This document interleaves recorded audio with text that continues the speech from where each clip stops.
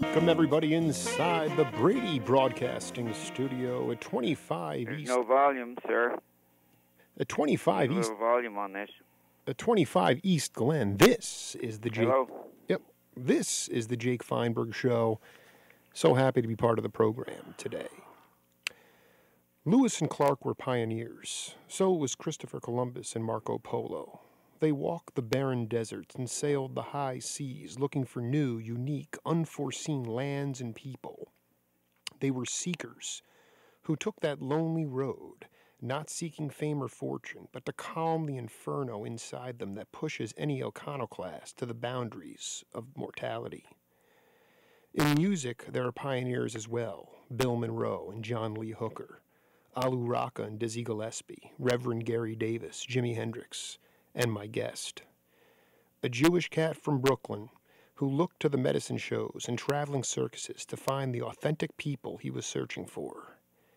He rambled back to New York where he befriended Woody Guthrie and became embedded in the rich folk poet scene that was burgeoning at the time.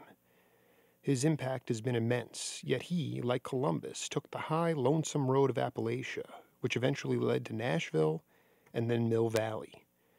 He met Pig Hargus Robbins and Tut Taylor and Johnny Cash along the way. Cash said of my guest, "When a feller is given life a good grind and is layin' on his dyin' bed with his hands folded across his chest bone, feelin' the final thumpin' of his inward workin's, he ort to feel proud by hisself if he can know in his own head that all his layin' by is laid by proper. Then some of his good folks ort to raise up his head a tad to let him take one last facin' look through his waxen eyeballs, once it again, at his own two hands, and he ort feel more proud of hisself if he can say in his own head, concernin' his own hands. A bunch of times I did have something nothing good with him. Your friend Johnny Cash." Ramblin' Jack Elliott, welcome to the Jake Feinberg Show. Thank you, Jake. Nice to be here. Well, it's nice to hear you, man. And I wanted to ask you, in your mind, why did gospel records like Blind Willie Johnson always sell more than blues records by Bessie Smith? You know, I might be a musician, but I'm not an electrician, and I might know some facts from memory of having been there and seen stuff, but I'm not. I haven't been a great history student, and didn't spend a lot of time listening to thousands of records and hundreds of hours. Went to the Library of Congress one time on the way south with a couple of friends from California in an old Army car, and we stopped in the Library of Congress to listen to some music, and while young Guy Carawan and Frank Hamilton were poring over the albums, early Woody Guthrie records and Blind Willie Johnson, I fell asleep on the couch. I've missed a lot. So, okay, no, let me I can ask. entertain you with true stories out of my own life and stuff that I've picked up from historians, but I'm not. I just got out of a truck. I was up quite late with a friend who needed some advice about a boat he was going to buy, and I hated to travel all the way over there to the Berkeley side of the bay. It's not my favorite place to go, but I had just done some other kind of work out there here on the coast after having just got back from Seattle, where I did a concert in a very upscale restaurant for a nice group of people, and was on the road 7 days to do 3 shows in Oregon and Washington, and I'm looking forward to going to Arizona in a few days in a rented car with air conditioning with my buddy Rick, who drove me around gigs all up and down the East Coast for the last 30 years, and a lot of fine automobiles and vehicles of various descriptions. And he was buddy of Arlo Guthrie's, and I'm going to catch up on some good news from Arlo when we get to travel together, starting today when he arrives, and I haven't heard from him yet because I think he's probably catching up on some sleep at a friend's house, only about an hour's drive from my little jacal where I live down by the shore here. I know all the oysters by their first name. Hey, I have a question for you. Yes. Did you did you check out any preachers when you were coming up, and did you the sounds, especially black preachers, when you were in New York? No, I did not, but I hung out with Brownie McGee and Sonny Terry at their houses a couple of times, visited them maybe 5 or 6 times when I was kind of growing up with Woody and his family in the 1950s. And I remember driving them to a party over in Brooklyn where I was probably the only white boy for 4 miles around. And Brownie took me around knocking on doors, visiting various friends of his and explaining to me things like, pretty soon the whole world's going to be chicken, ka-chicken, ka-chuk, ka-chuk, ka-chuk. He says, I invented that. That's my rhythm. That's the guitar strum. Right. Could you talk about the, what am I trying to say? Forget the technical part of it.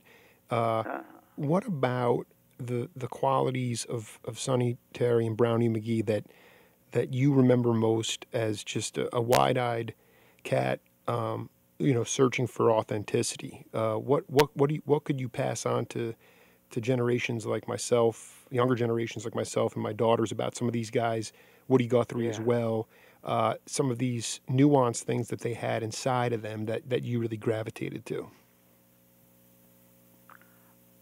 They had just a slow, easy, strong, relaxed nature that come from being raised in the country. And I grew up in the city and always had a craving for wide open spaces, and been reading books by Will James about cowboy life in Montana and Nevada.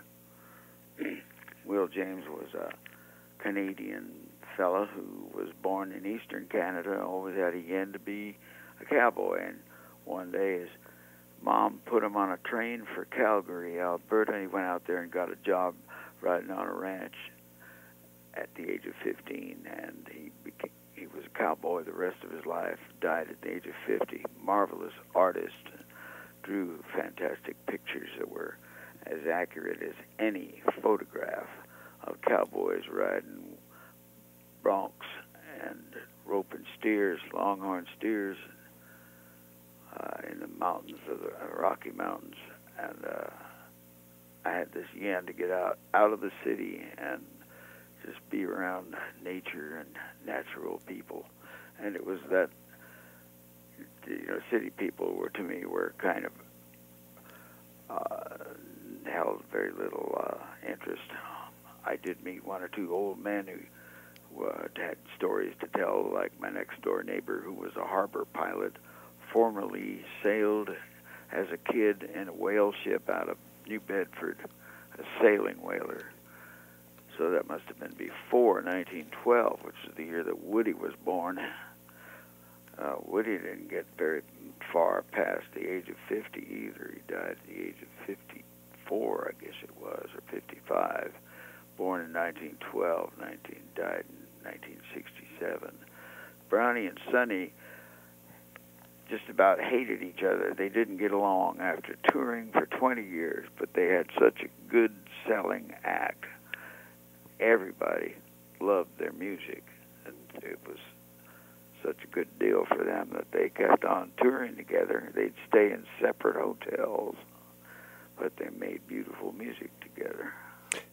I really am fascinated about this time that you escaped the urban jungle and made your way out to some kind of circus and no, it was a rodeo. I've never been circus involved with circuses. It was a traveling rodeo. How did your How did you made it seem so easy, but you said your folks tracked you down and then brought you back. How did they do that? Can we get any volume on this thing? I can barely hear you, sir. I'm sorry. It's okay. No.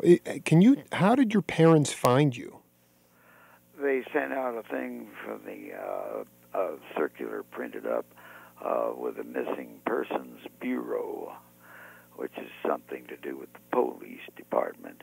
And they sent out printed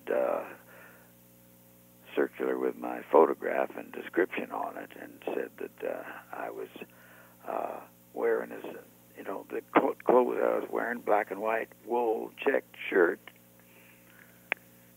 blue jeans, and probably moccasins, and I don't remember if I had a hat on. I don't think I did. I was hitchhiking, and I was with that rodeo company for 3 months when Colonel Jim called me over and showed me my picture. My parents mailed it out to ranches all over the country because they knew I was cowboy crazy and might end up on a ranch somehow. Colonel Jim says, "Is this your picture?" I said, "Yep, that's me, all right." It's kind of an ugly photograph of myself in a little skiff, a boat. And I said, "Yeah, that's me, Colonel Jim." He says, "Well, why didn't you tell me you was a runaway? If I'd have known you was a runaway, I would not have hired you." I said, "Maybe that's why I didn't tell you, Colonel Jim." He said, "Well, write your parents a letter and let them know where you are." Wow. Unbelievable. I'm trying to figure. I was concerned about that, and I thought, wow, what a stupid thing I did. I didn't realize that I was a teenager. I would never admit to being a teenager. I didn't know any other teenagers because I didn't meet many and didn't hang out with those people. I was hanging out with these old-timers like the old sailor next door who was a harbor pilot and was schooling me to be a merchant marine sailor, teaching me about navigation and rigging, how to tie knots and how to box the compass to 32 points. How much of your songwriting has to do with the imagery and the sounds around you? For instance, in the Bay Area, the foghorns and the tugboats and you talked about wanting to be so desperately in nature, and you've been in different regional pockets of this country, and I still love the sound of a foghorn, and like the sound of some of them old diesel trucks. Some of the new ones are kind of cool too. Yeah. I haven't written many songs.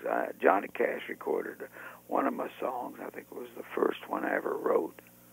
It was about an old tired trucker in an old tired truck, and he stops in for a cup of coffee, and that was the title of the song, A Cup of Coffee. We recorded it in, I think, 2 takes. Roger Miller was in the studio. He laughed. It was kind of a funny song.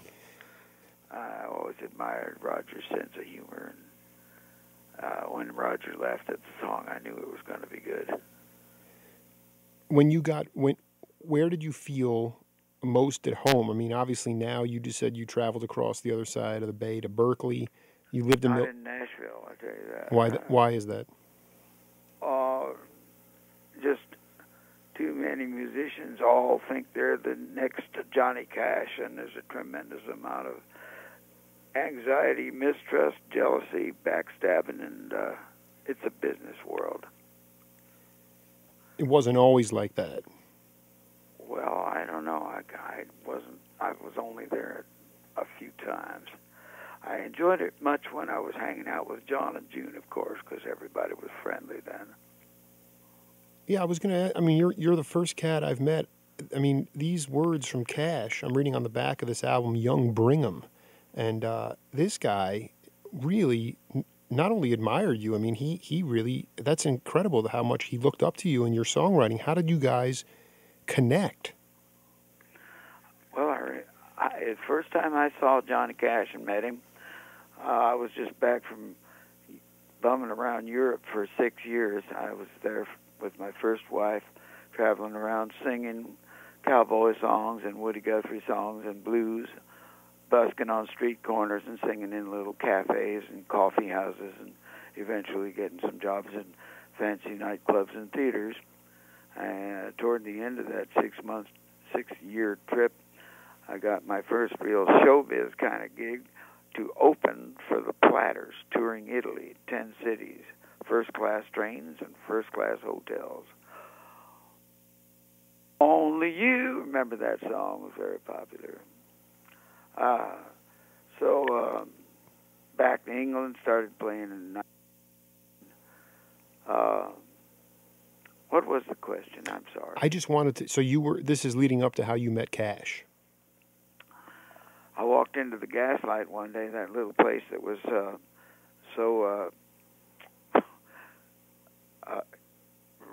misrepresented in that movie that they did. The Coen brothers did that movie about, supposedly based on Dave Van Ronk's autobiography, but I didn't see anybody in there that remotely resembled Dave. But it was supposed to be the scene at the Gaslight in the Village in 1961, which was the year that I came back from Europe. My first gig in the Gaslight was in this winter of early 1962, and Bob came in, and Dave Van Ronk was there, and some of the best singers that were alive at that time were singing in the Gaslight one or two nights. I walked in there one day, and Johnny Cash was in there. He couldn't even stand up straight under that low ceiling over the microphone on that little stage. Only held about 40 people. And he was singing a song, just trying out the room.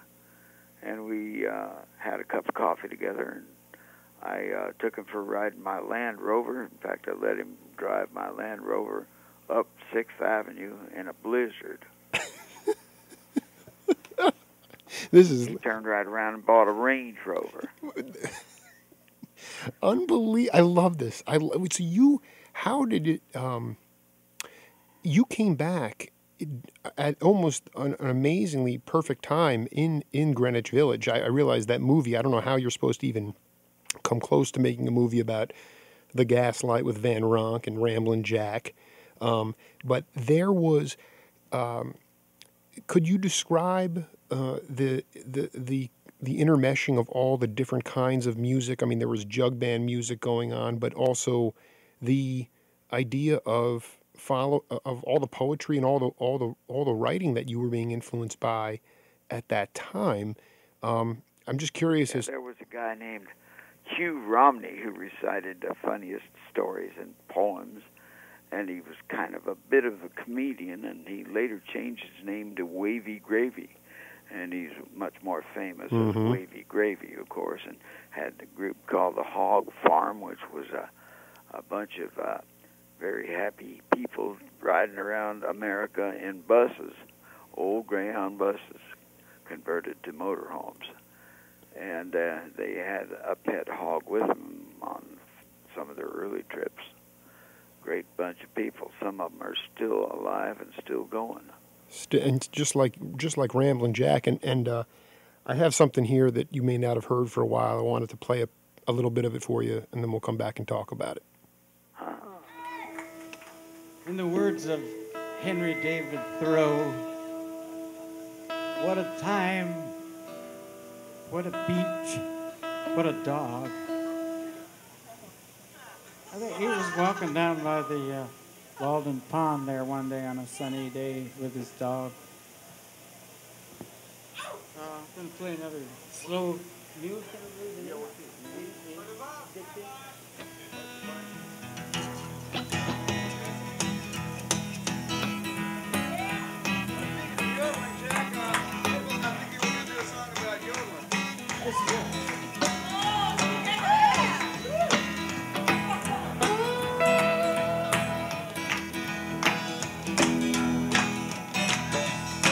Headlong.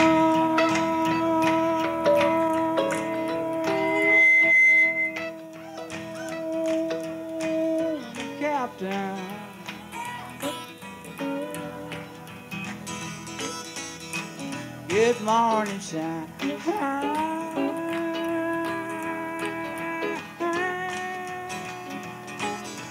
Good morning, Captain.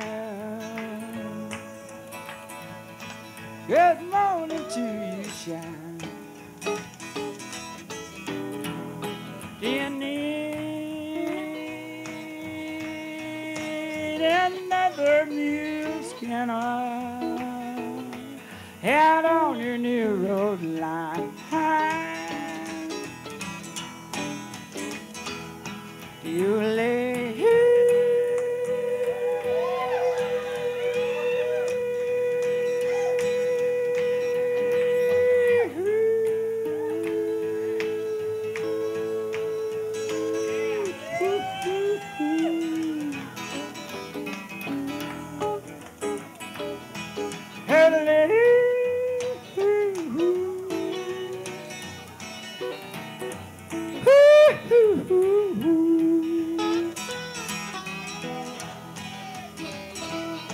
I like to work, I'm rolling all the time.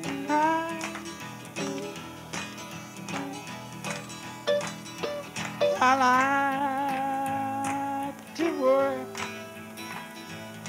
I'm rolling all the time. I could pop my initial on a muse behind.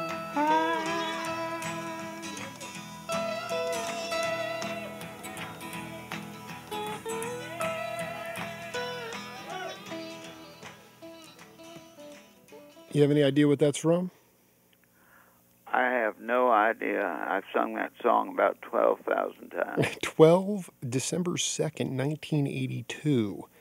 Freedom Jam in Madera, Cortero, California with Cipollina, and I think Bob Weir was on stage with you at that time. So it was an unbelievable. That was in a bar called Uncle Charlie's in Marin County. What was that? I've only been there once, and I do remember the night. I remember because it was the first time I'd ever played with Cipollina. I played with him twice. Where he came, the second time was at another place in Marin County called a bar called, or a nightclub called the Lion's Share. And recently had a reunion with the sound man from the Lion's Share, a radio guy named Jack Ellis, who has recordings of all my performances back then, including the second performance when I was evidently playing with the great Cipollina, and I never met Cipollina off stage to talk to him. We shook hands and said, "Hello, how do you do?" But then he later passed away, and I lived with his ghost for 10 years. That's another story. Well, so the other cat that was there was Bob Weir, and I just was wondering when the first time you crossed paths with that cat. Well, I met Bob at a party at his house, which was also a wake for Pig Pen, who had just died. So I never met Pig Pen. I wasn't even aware of his existence because I didn't know that much about the Grateful Dead, but this was my moment of first meeting them, and what an unfortunate, sad time when they just lost one of their main members, one of their founding members, Pig Pen. But I grew to like the Grateful Dead. As a matter of fact, my then manager Chesley Milliken was associated with the Dead and working with them in the same office, and so I became hooked up with the Dead in that manner, and going to get mail there and see about gigs and so forth. And I've had the pleasure of attending somewhere between 3 and 30 concerts. I'll never know which. But evidently they were very enjoyable. I'm curious, going back to this, I found this in a thrift store, this Young Brigham album, and, you know, you have a tabla player on this album. Was that, where was your introduction to Indian music? I mean, you had Bill Lee on organ. I mean, this is unbelievable. Yeah, Bill Lee also played bass. I know. And he's the father of Spike Lee, the movie guy. I know.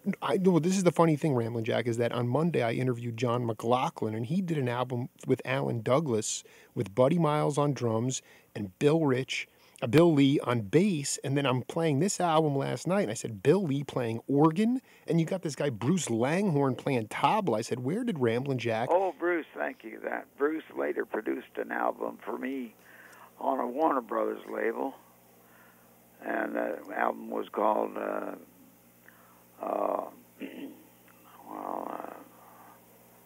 that was the Young Brigham album. Yeah. He produced Young this Brigham album was produced by Bruce Langhorne. Yeah, the addition of the tabla was fascinating. Going back to... Bill Lee was not on the Young Brigham album at all. That was another album. Bill Lee, Ian Tyson, Bob Dylan, who had to use another name because he was under contract at Columbia. Bob was on playing harmonica, but it says Tatum Porterhouse. That's right. You are on fire, man. You are sharp as an axe. Another guy playing harmonica was John Hammond Jr. All right, I'm gonna just hold on for a second here. It says Young Brigham is Jack's cow pony, 12 years old, raised and bred by Slim Green, who runs the saddle shop down in Seton Village, New Mexico, where Jack was staying in a disused railway carriage before the recording of his work. This was Young Brigham, and it says in the credits, organ, Bill Lee. Dobro, Pete Childs, fiddle, Richard Green, tabla, Bruce Langhorne. Bill Lee, it says, is credited with playing organ on this album. He did play organ on the album. What do you know? Well, I just don't remember that far back, I guess. That was year 1968, I believe. Mm-hmm. When you talk, what do you know about that? When you talk about the lion's share and this guy Ellis, Jack Ellis, yeah. What did you tell me about today you go to Hotel Congress to see Ramblin' Jack Elliott, but there is no psychedelic rock or jazz. Did you ever find yourself on bills with all different types of music? I mean, were you involved with? Yeah, matter of fact, one time I opened for Lambert, Hendrix, and Bevan, formerly Lambert, Hendrix, and Ross. Sure. And Dave Lambert I had met once before, previously, in a bar in New York City where he was on the telephone in a little phone booth, sitting with the door open, and Alan Eager, a tenor sax player who used to play in Charlie Parker's band from the age of 17, introduced me to Dave Lambert, as a downbeat poll voted him the one musician we'd all like to be with in the event of an atomic attack. And why was that? Because he was not only a good musician, he was a capable liver on the beach. I think he was living on a beach somewhere in Cape Cod, eating seagulls for several weeks, camped out in a little homemade shelter.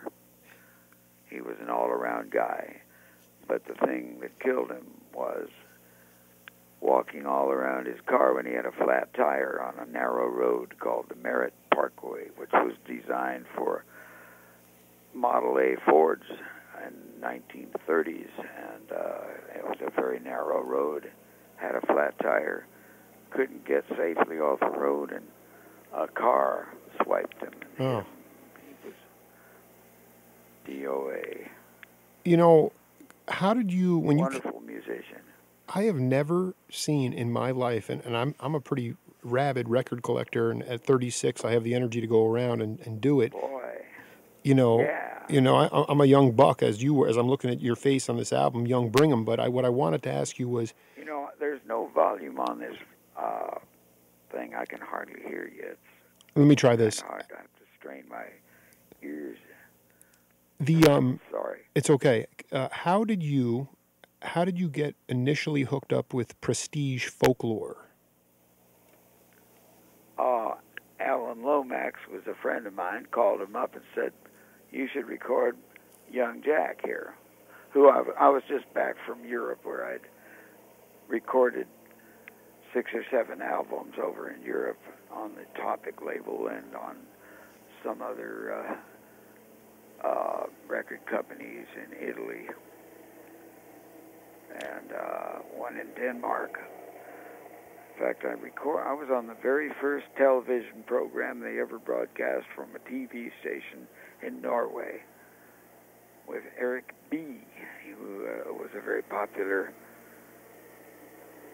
television personality in Oslo, Norway.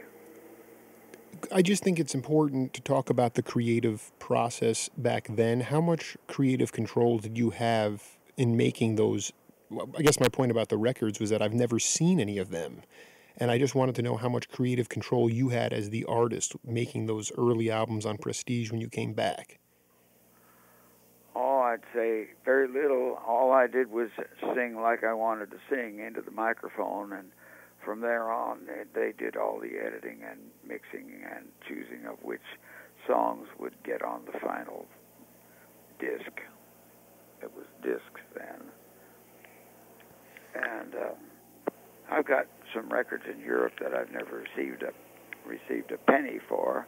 One of them was recently released by the Bear family in Germany, and it's a reprint of an album I did in London, England. It was called Jack Elliott in London, and originally recorded by a company called Columbia in England, and I never received a penny in royalties from that company either. But that's sort of a common thing. Right. Music business.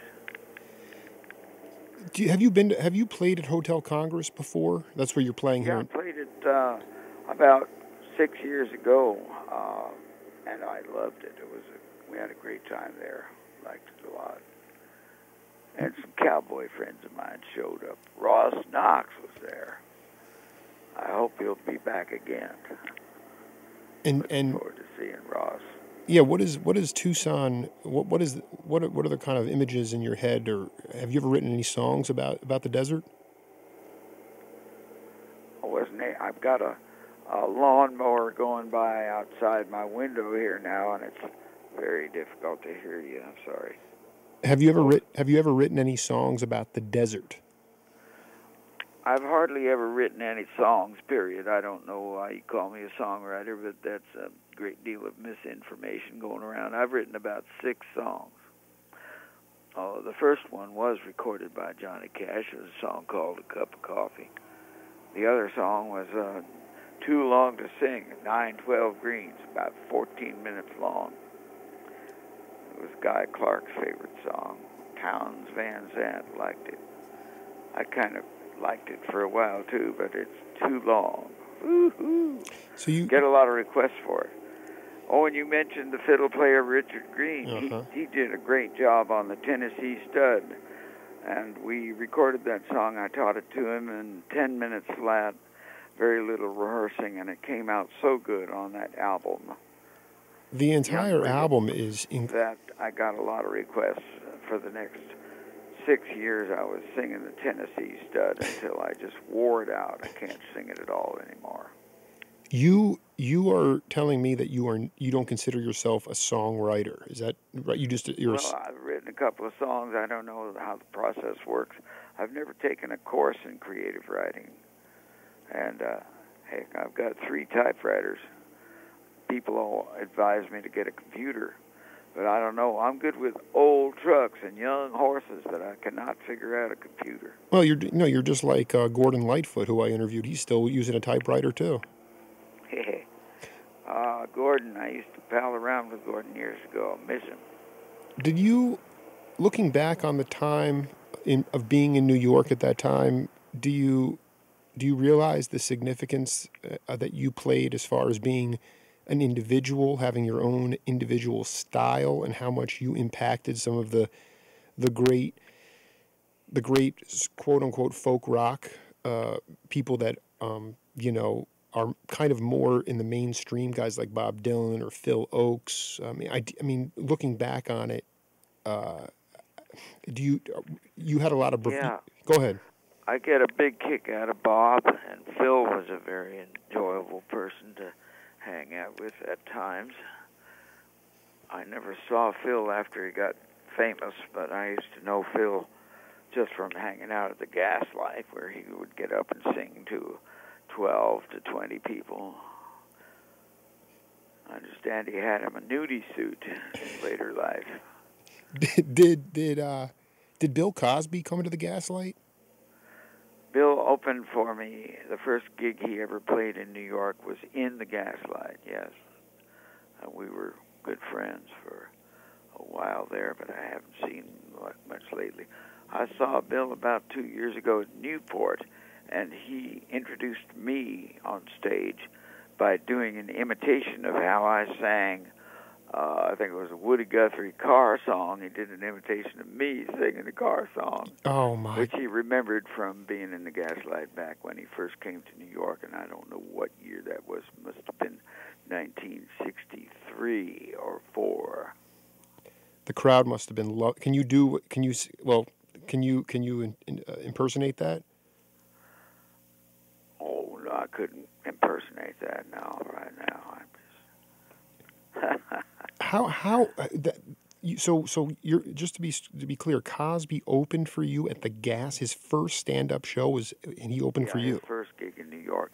I saw Bill just a little while before that in a bar down in Philadelphia where he was bartending and telling stories. And somebody said, "You got to go downstairs in that little place there in the corner, and there's a guy in there named Cosby who is a bartender, and he is a very funny storyteller. Go see him." So I went down in there. I had my guitar with me, and Bill invited me to play a few songs. And I got behind the bar and used Bill's microphone. And as I was playing, I heard another guitar right through the wall from the next door bar. And I recognized the guitar player. It was one of my very favorite guitar players in early times. And can I remember his name right now? No, but I will in a second. Did you spend time in Queens in Reverend Gary Davis's basement? Never been to his house. You never been to his house, but you guys had a very cool relationship, right? Is that? I thought he lived in the Bronx. I never knew he lived in Queens. Yeah, when I interviewed Weir, he said he went down there, and as long as you brought him a flask of brandy and a fine young woman, you'd get a nice lesson from him, even though his wife hated the fact that he smoked and drank all the time. Yeah, he smoked some cigars. I did a tour with Reverend. I've done 2 tours with Gary Davis. One was by plane. His guitar was locked in the car, and they were unable to get it out of the trunk of the car. And we were going to perform a concert at the University of Indiana. And we had to change planes to get to Indiana from New York, and we flew in a big jet from New York to St. Louis, and then we got in a DC-3, and I had to guide him into the plane. You know, when you walk into a DC-3, you walk up a little ladder with about 3 or 4 steps, and you're in a door down by the tail. Because she's a tail dragger, and the tail is not far from the ground. What? So, 3 steps, and you're up in the door, and you're walking sort of an uphill walk to get to your seat. And I remember Gary Davis observing by, he's a blind man.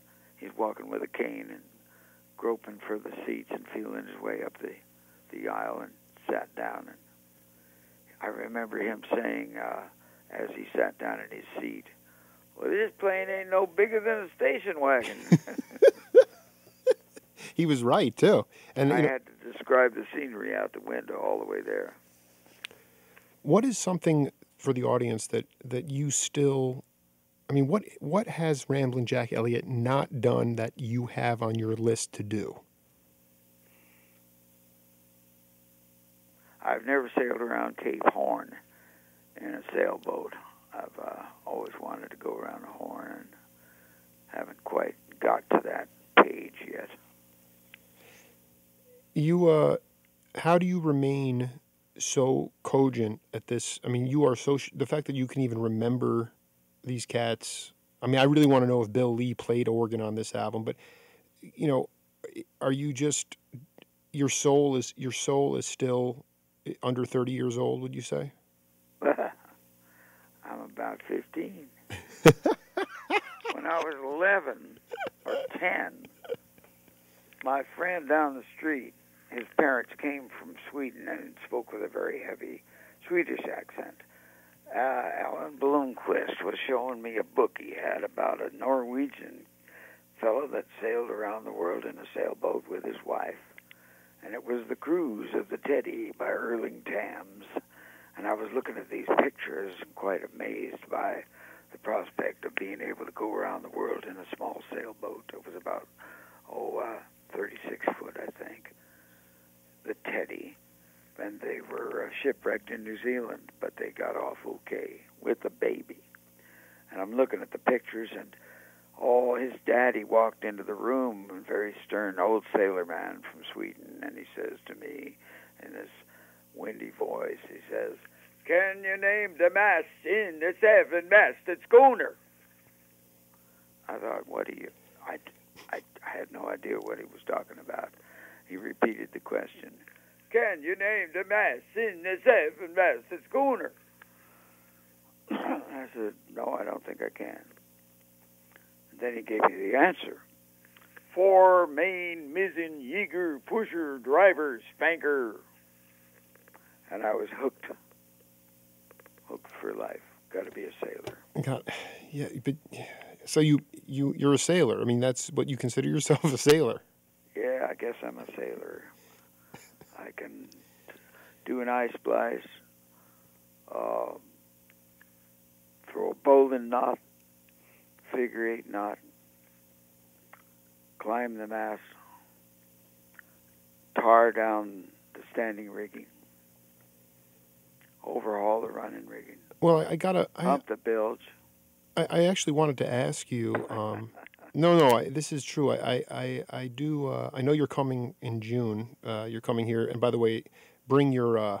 You don't need to bring a boat here. There's no water here, but I understand. But you know, I'm doing promotion for a coffee house down in Sahuarita, which is a nice little town near the border of Mexico, and I do music promotion for them, and I got Peter Rowan coming in September, and I really did want you to marinate on the idea of coming down if you were interested in February to come play and maybe even come to the border if you wanted to.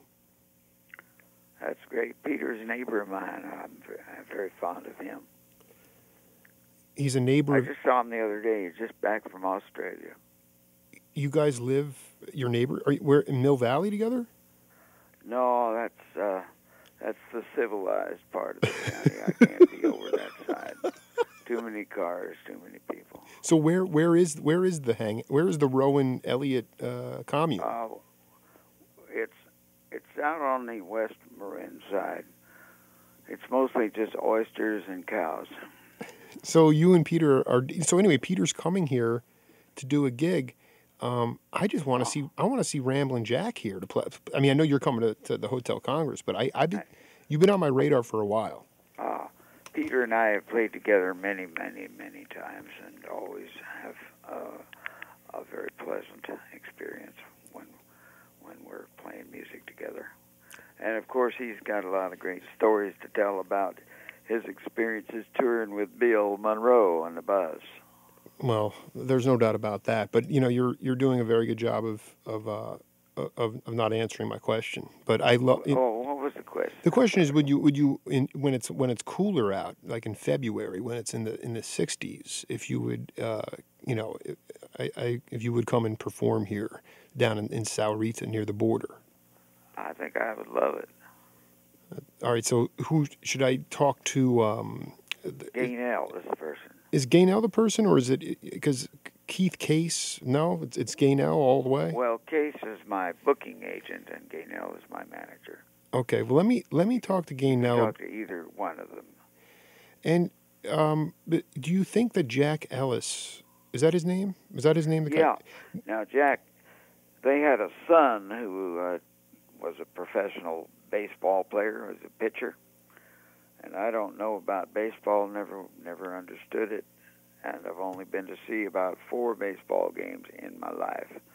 And never was too wild about baseball, but I'm getting interested in it. But when their boy was only 2.5 years old, they brought him to see me play at the Ash Grove in L.A. Very popular and wonderful, historic venue where a lot of great musicians have performed.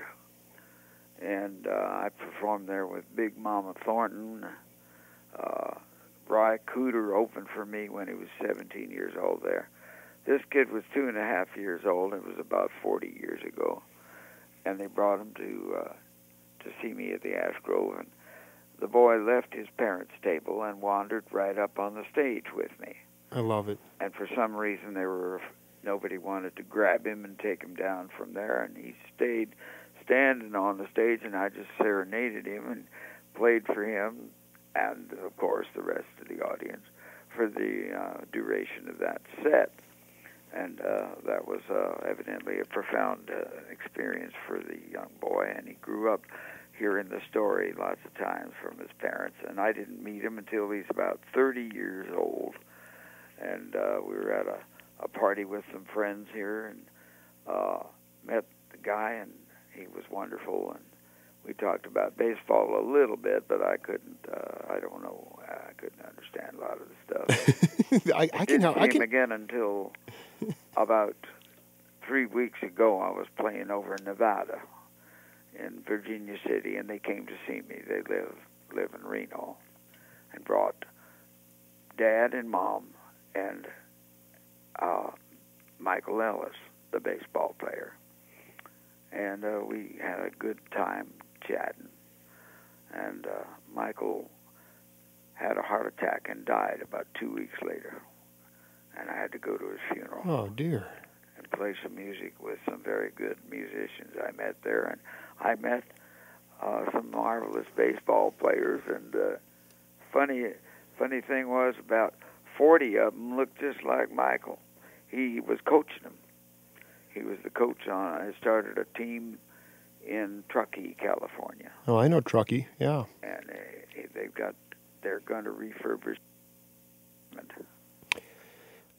Do you think that that Jack would be up for doing an interview? I would love to talk to him because that line... I think he would love, and I'm going to tell him your name, and I'm getting an incoming call. I just got to check it. I'm sorry. Can I just call you later to get his number?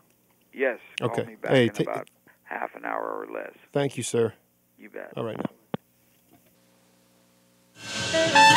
This is the Jake Feinberg Show, and we'll see you all in a little bit.